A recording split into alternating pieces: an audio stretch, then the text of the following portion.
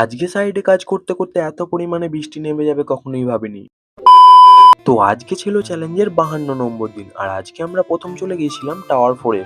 কারণ টাওয়ার 3 এর এনটিএতে ছিল কিছু ফুটিং মার্কিং, ভেবেছিলাম সেখানেই কাজ হবে, তাই সেখানেই গিয়েছিলাম। কিন্তু আমাদের টাওয়ার 5 এর এনটিএতে যেতে হয়। সেখানে এই পিসিসির ওপর মার্কিং করতে হতো, সেটাই করছিল। কারণ ড্রেনেজ সিস্টেমের যে পাইপটা যাবে সেটা এর ওপর দিয়ে যাবে, সেই জন্য এখানে মার্ক করছিলাম। আর এটা কমপ্লিট না হতে হতেই আমাদের টাওয়ার 3 থেকে ডাকে, তাই এটা তাড়াতাড়ি কমপ্লিট করে আমরা চলে যাই টাওয়ার 3 তে। আর এখানে কাজ ছিল যে লিফট হবে, সেই লিফটে বোর্ড মারবে, সেই জন্য সেখানে পয়েন্ট দিতে হতো। আর আগের বারে পাশের লিফটটাতে প্রবলেম হয়েছিল বলে সেই জন্য এবারে আরো ভালো করে পয়েন্ট দিতে হচ্ছে। আর ওটা পয়েন্ট দেওয়ার পর আমরা চলে আসি এনটিএ তে। এখানে যে কাজটা ছিল সেটা তো প্রথমেই বলেছিলাম যে ফুটিং মার্কিং, সেটাই করছিলাম। যেহেতু একটা ফুটিং ছিল সেই জন্য তাড়াতাড়ি হয়ে গেছিল। আর তারপর চলে গেছিলাম টাওয়ার 4 এর স্ল্যাবে। আর এখানে কাজ ছিল, তোমরা তো আগের ভিডিওতে দেখিয়েছিলে যে আমরা পয়েন্ট ট্রান্সফার করছিলাম, সেটাই এখানে চেক করছিলাম যে পয়েন্টটা ঠিক আছে নাকি ভুল। আর তারপর দেখতেই পাচ্ছ ওয়েদারটার কি অবস্থা হয়ে আসছে।